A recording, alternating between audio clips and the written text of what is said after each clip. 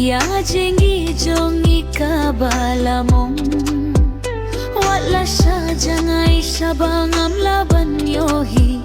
ngam tip kumno siya to ba pilong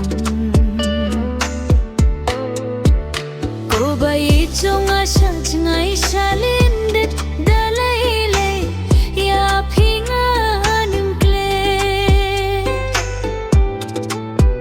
ko ba ichonga siya jangai siya lindit dalaile ya pingan imple minhat kito kipor batyang babadhi idniya don lang katno min sim jonga dabdaka jingklen hapir thay nga sngyo kung haiden balay ko idid na nga pishuy jinda hala marwe ngampoy pipir ka balay ko idid na nga pishuy jinda hala marwe ngampoy pipir ka hato pila se mo banklet no yanga pay huntang shiteng borban shet kala tang hajing posni hang apiwan po endang akindit marabay ingas ngublaw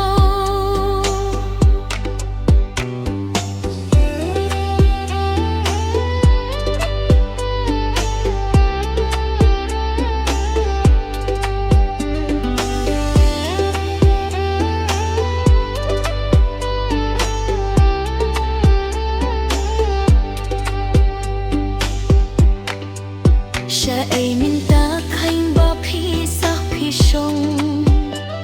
gakwah bantip siya no pidong nadukiti kipor ba jinda hadu minta ngadang yawap klem kido shisha ngadas ngyaw linggo pihun se hato phela se mo banklet no yanga